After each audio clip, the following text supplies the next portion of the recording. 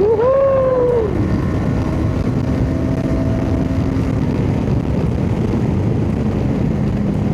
downshift. Asik banget sih. Ini dia motor viral yang sempat ramai banget kemarin karena harganya cuma 157 jutaan aja, yaitu Kawasaki KLX 500. Kira-kira apa ya yang bikin motor ini jadi bahan rebutan banget? Mari kita ulas.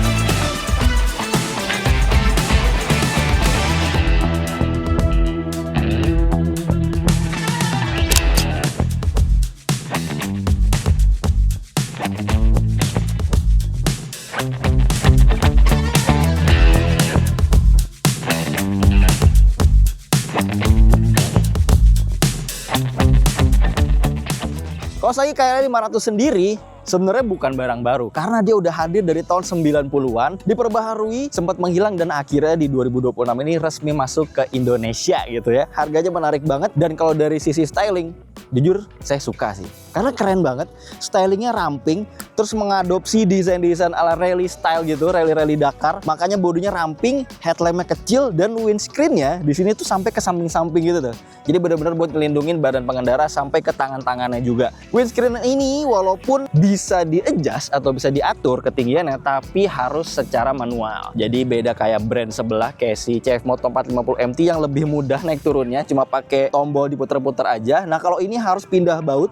Jadi harus manual buat pindahin ketinggian windscreen-nya. Emang agak repot sih, tapi bisa. Di bagian depan kita di sini akan langsung disuguhkan oleh roda depan yang centang banget. Jadi jarak dari spakbor ke bodi atas tuh jauh banget, tinggi banget. Karena dia pakai suspensi upside down di sini dengan travel yang cukup panjang dan rodanya pakai ring 21 inci di depan dengan kaliper Nissin 2 piston floating di sini. Keren ya, gagah banget ya. Bannya juga udah ala-ala dual purpose.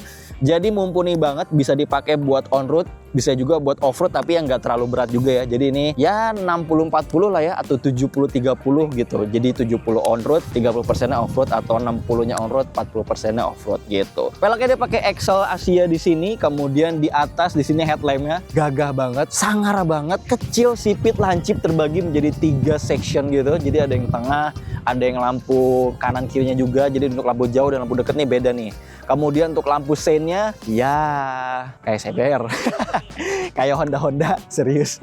Desainnya identik banget dan ya sama kayak ninja-ninjanya mereka juga, sama model seinnya seperti ini. Desainnya bagus, cuma emang nih batangnya lumayan kaku ya. Jadi takutnya kalau kesenggol atau jatuh nih kayaknya akan patah gitu, dan rasanya harganya cukup lumayan. Udah full LED juga lampunya. Kemudian yang kita coba ini merupakan varian SE. Jadi harganya 157 jutaan, paling mahal. Bedanya apa? Selain warna, rangkanya warnanya hijau ninja banget. Dia juga udah dapat handguard di sini. Jadi walaupun handguardnya plastik, tapi frame-nya atau rangkanya ini pakai dia bahannya aluminium sini kayaknya. Ya aluminium. Jadi tetap bisa melindungi tangan dengan sempurna secara fungsi oke. Kemudian ada juga skid plate. Nah, skid plate-nya ini juga cukup krusial mengingat memang kalau kita ngeliat ground clearance-nya si KLX 500 ini emang jujur nggak yang tinggi-tinggi banget kayak motor dual purpose pada umumnya. Bahkan saat video iklannya muncul gitu ya, kan ada tuh posisi motornya pas mendarat, itu mesin ceper banget sampai bawah. Bener. Karena emang kalau menurut kami sih ya, emang ini dari struktur rangkanya atau frame-nya, jadi penempatan mesinnya tuh emang rendah. Ya ada efek positifnya sih. Efek positifnya apa? Tentu aja tangki jadi nggak perlu tinggi-tinggi banget. Kayak si KLX 500 ini kalau kita duduk, tangki tuh paling cuma seperut gitu, nggak sampai yang sedada, yang kayak tinggi-tinggi banget. Cuman ya efek negatifnya jadinya ground clearance-nya rendah. Begitu sih. Padahal rasa suspensinya cukup enak. Sorry, kalau di sini ada tambahan juga. Jadi stangnya juga dia udah pakai tapered aluminium dari DID yang harusnya kuat dan ringan juga dengan pressure yang cukup tinggi gitu. Tangkinya 16 literan di sini, nggak terlalu tinggi, nggak terlalu munuk gitu ya. Bodinya cukup rapet, bahannya plastik lentur semua sampai belakang, plastik lentur.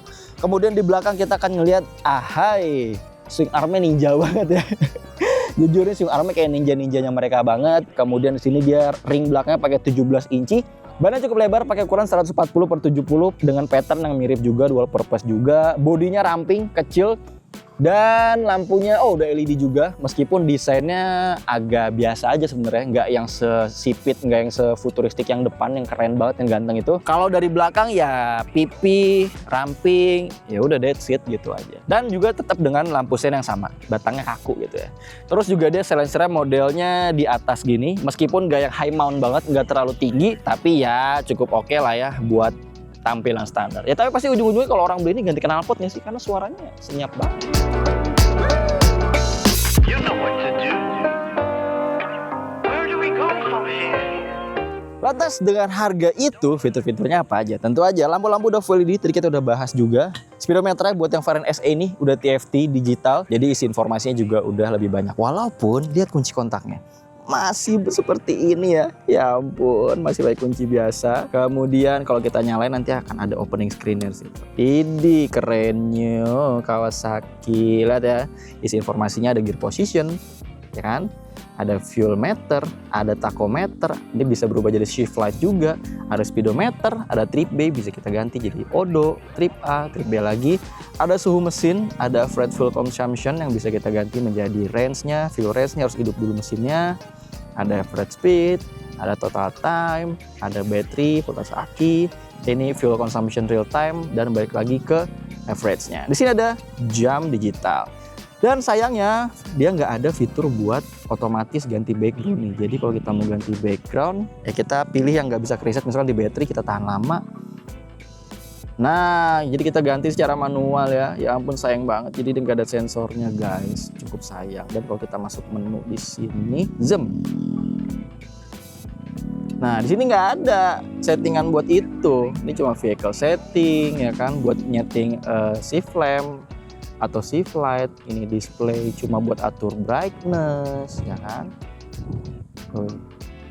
Ada deadlock, service, dan ini units. Jadi isi informasinya cukup sepi sebenarnya, tapi dia sudah bisa terkoneksi juga dengan aplikasi Kawasaki My Rideology app gitu. Dan ada beberapa lampu indikator ya, ada check engine, ada lampu jauh, piu, ada scene, ada ABS off karena dia selectable nih, ABS on, ada oil, ada engine overheat, dan battery juga.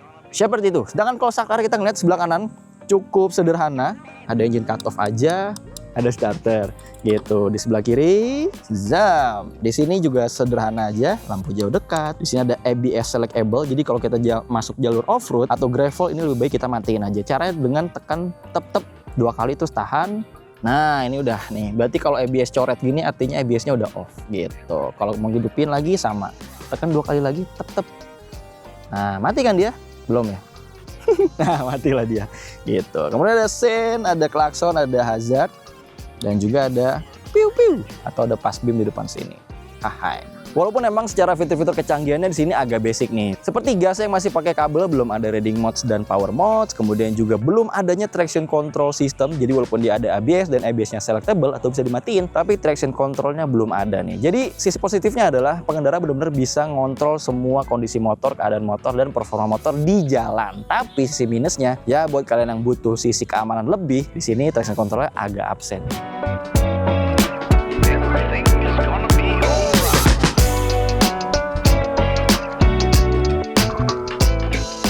Bisa dikatakan kalau Kawasaki KLE 500 ini agak kurang bersahabat sama orang Indonesia. Karena apa? Joknya sampai 870 mm. Jujur ini tinggi banget sih ya. Postur 180 kayaknya baru oke naik ini. Sedangkan postur 170 atau 175, 170 ke bawah lah ya, kayaknya akan agak kesulitan. Karena ini beneran tinggi banget. Dan lihat deh suspensi belakangnya. Nggak yang ambles-ambles banget gitu. Karena memang suspensi belakangnya ini dia pakai unitrack ya, dan ada setelan preloadnya, monoshocknya. Karakternya nggak yang off-road banget. Mungkin kalau gambarannya ibaratnya kalau CRF Rally, kalau teman-teman pernah naik itu kan dinaikin ambles banget, turun banget kan. Karena emang dia buat capable banget buat off-road, tapi di on-roadnya akan lebih limbung. Sedangkan ini lebih lembut dibandingkan ninja-ninjanya atau versisnya yang on-road itu.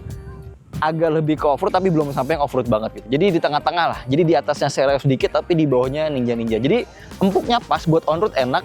Buat off-road kalau yang masih off-road ringan masih oke. Tapi kalau off-road berat rasanya kan agak keras belakangnya gitu. Tapi kalau buat boncengan sih rasanya cukup banget gitu. Kemudian joknya tinggi, suspensinya nggak ambles banget. Jadinya ya kaki kanan kiri harus balet. tentu aja kalau mau nggak balet turun sebelah dan geser pantat dikit nih, agak turun, cuma ya tetap jadinya agak maksa sih ya gitu. Kemudian posisi footstep-nya enak, nggak yang bikin kaki lekuk banget, dan dia agak di depan ya, nggak sejajar sama pantat, sehingga rasa berkendaranya santai. Dan footstep-nya sendiri ini ada karetnya yang bisa dilepas kalau kalian mau main off-road nih. Jadi tinggal dicopot, jadi nanti sepatunya akan lebih ngegrip karena ini bergerigi ya gitu. Bisa dilipat juga, jadi kalau jatuh nggak gampang patah atau bengkok. Kemudian stangnya, jujur, ini stangnya lebar. Positifnya adalah enak banget buat megangnya. Kita tuh kerasa lebih sigap. Terus juga kalau pas lagi berdiri gini, wow, lebih gagah, kontrolnya lebih enak gitu. Tapi kalau lagi macet-macetan, PR, bahaya nih, mentok-mentok ke mobil-mobil orang gitu kan, ke spion segala macam. Terus juga racernya cukup tinggi, sehingga posisi kita tuh lebih santai, relax, upright gitu. Oke. Cuman memang karena postur kita tuh nggak terlalu tinggi gitu ya. Saya 170, jadi badannya tuh nggak terlalu panjang, lengannya nggak panjang. Efeknya, jadi kalau kita jalan santai aja nih, ini tuh lengan spare-nya tuh udah sedikit banget, udah habis banget. Jadinya kalau kita belok yang agak banyak, nah pundak nih agak ketarik nih, ya tuh. Nah harus maju gini buat mengkompensasikan karena tangan kita atau lengan kita yang pendek. Gitu. Mungkin kalau orang bule yang badannya tegap-tegap, tangannya panjang, mungkin gini biasa aja gitu ya. Kalau kita nih menyesuaikan, jujur. Jadi kita harus hati-hati kalau bawa ini, terutama kalau puter balik ya. Apalagi bobotnya ini, dia bobot basahnya itu kurang lebih sekitar, atau berat isinya kurang lebih hampir 200 kilo ya, 195 kalau nggak salah. Jadi memang harus agak sedikit berhati-hati, harus pinter main feeling rem belakangnya, kontrol motornya, koplingnya, dan harus bisa menyesuaikan gerak-gerik dari motornya gitu. Kemudian tangkinya 16 liter. Nah seperti yang tadi saya bilang, karena dia mesinnya turun, jadinya ini tangkinya nggak yang bikin tinggi banget. Jadinya tangkinya ya masih dalam batas aman banget, cuma seperut, cuma efeknya ground clearance-nya nggak terlalu tinggi. Kemudian windshield-nya, ini dia di posisi yang paling pendek ya. Ya benar nih, posisi paling rendah, karena masih bisa naik lagi satu baut. Rasanya ini udah cukup karena udah hampir bisa menahan dada. Kalau mau lebih tinggi lagi bisa naik satu step lagi. Cuman nggak tahu deh enak apa enggak, saya belum coba. Tapi yang pasti ini adjustable, walaupun agak repot karena harus pindah baut pakai kunci L. Ya, pakai kunci L nih di samping sini. Ya gitulah buat mindahinnya. Suspensi depannya enak, travelnya panjang. Kalau yang belakang itu rasanya lebih ke on road, lebih lembut dikit tapi belum sampai off road banget. Kalau ini tuh lebih ke empuk lagi, udah mau ke off roadnya lagi. Jadi travelnya panjang, redamannya lembut, anti bottoming. Tapi memang kalau kita buat ngebut, belok, kenceng, kita ngerem, itu emang rasanya agak kurang stabil karena dia akan ambles banget, akan turun banget, jadi akan ngedive banget motornya. Ya harus di-adjust, sayangnya nggak bisa di depannya, jadi nggak ada adjustable preload, compression ribbon, depannya nggak ada, ya harus di custom sendiri gitu kalau emang teman-teman mungkin kurang sesuai. Tapi depannya sih so far untuk jalanan ibu kota yang agak random oke lah, selama nggak yang ngebut-ngebut banget ya masih masuk sih sebenarnya. Kemudian juga kopling enak banget, PR-nya cuma 3 karena dia ada assist and slipper clutch-nya. Nih, enteng banget, jadi walaupun motornya gede, berat, tapi ini kopling enteng banget guys, asli.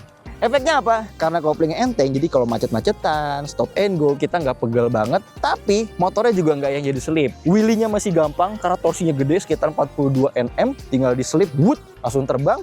Dan saat engine brake, itu rasanya halus banget. Deselerasinya tuh, artinya nggak ada kemungkinan roda mengunci di belakang, tuh tipis banget lah. Masuk ke mesinnya ya. Jadi walaupun dia namanya KLE 500, tapi sebenarnya nggak 500 mesinnya. Jadi kalau ngeliat spesifikasinya, mesinnya itu sebenarnya cuma 451 cc. Itu tuh hasil dari kombinasi penggunaan diameter piston 70 mm dan struknya tuh cuma 58,6 mm. Nah, klaim tenaganya itu tembus di angka 52 PS, sedangkan torsinya di 42,6 Nm. Ya, korupsinya agak jauh ya. Ya mungkin kalau dibikin 450 ntar mirip sama yang sebelah, makanya dibikin KLE 500-nya gitu.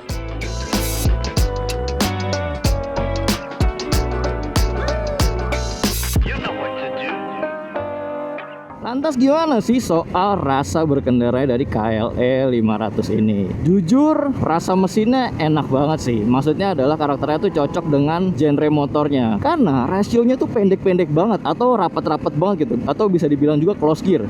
Jadi tiap perpindahan giginya itu RPM-nya tuh rendah-rendah banget gitu. Misalkan ya. Nah, tiap oper-operannya tuh bener-bener kayak mau nyambung gitu. Makanya operannya kerasa halus. Bahkan kita bisa gliding gitu ya. Dengan gigi 6 kayak gini tuh di kecepatan 40 2000 rpm tuh masih enak banget gitu, nggak yang gendut-gendut. Torsinya juga gede banget karena ada di sekitar 40 sekian Newton meter, makanya enak banget sih. Jadi dengan torsi yang 40 sekian Newton meter, kemudian juga rasio transmisinya yang rapat-rapat, ini makanya motornya bisa dibilang cukup, karakter mesinnya cukup oke buat dipakai blusukan gitu ya, jalan-jalan yang semi-semi off-road atau buat cruising di perkotaan kayak gini gitu sih. Cuma emang dari mesinnya ini ada rasa-rasa vibrasi yang atau getaran yang agak kerasa gitu ya di beberapa RPM tertentu gitu. Cukup kerasa di kaki, di footstep gitu ya, sama ya di tangki lah. Kalau di tangan sih di setang nggak yang terlalu kerasa banget gitu. Terus gimana soal tenaga di putaran atasnya? Oke, kita coba ya.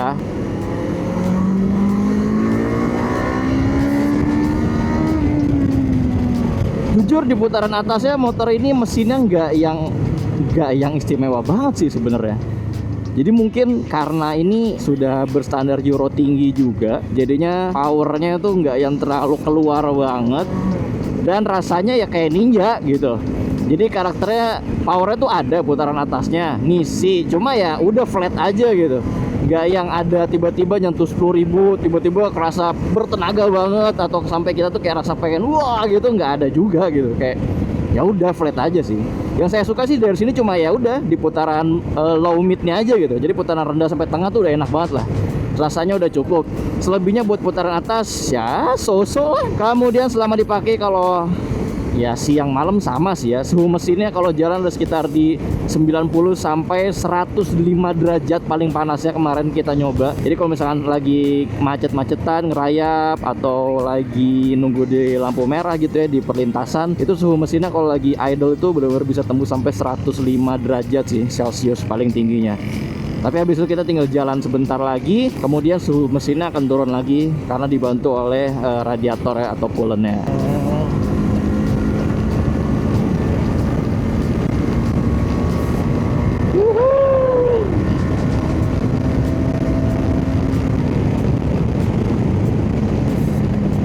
Kita downshift.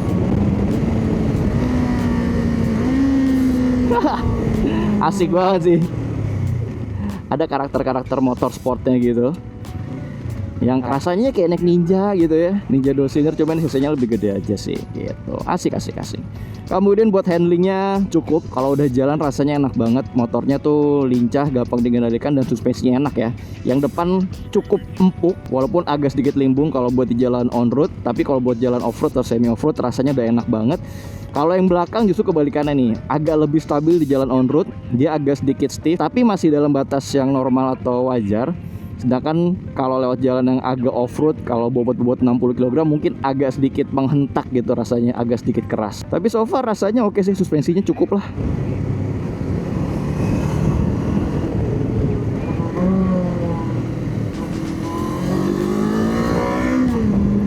Enak banget sih, putaran bawahnya saya suka banget gitu. Dan buat kalian pengen tahu soal data akselerasinya, kalian bisa lihat di video dan hasil pengujian berikut ini.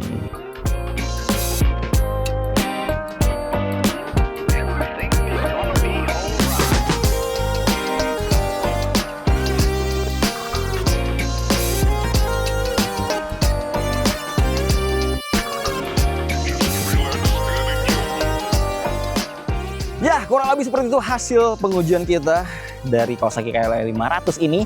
Variant SE ditembus bisa 156,9 juta rupiah, sedangkan kalau mau yang lebih terjangkau, ada yang varian standar itu 149,9 juta. Jadi bedanya di speedometer, di handguard, kemudian juga di engine guardnya, dan warna tentu aja. Menurut kalian gimana? Harganya menarik banget jujur, karena kompetitor terdekatnya apa ya? CF Moto 450 MT, itu juga harganya masih lebih mahal dari ini gitu. Sedangkan jaringan Kawasaki lebih oke. Kemudian juga kita udah tahu lah, Kawasaki itu kualitasnya Jepang kuat gitu ya. Walaupun emang harga partnya lumayan pricey, tapi sebanding dengan kekuatannya gitu. Mesin-mesinnya, body-body segala macem, ya apa ya kurangnya ya?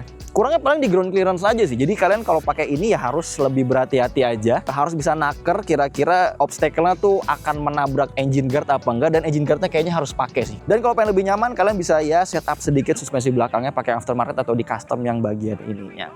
Menurut kalian gimana soal Kawasaki KLE 500 ini? Cukup tertarik? Bisa komentar di bawah. Jangan lupa di komen di deskripsi channel Moto Indonesia. Dan sampai jumpa di video selanjutnya.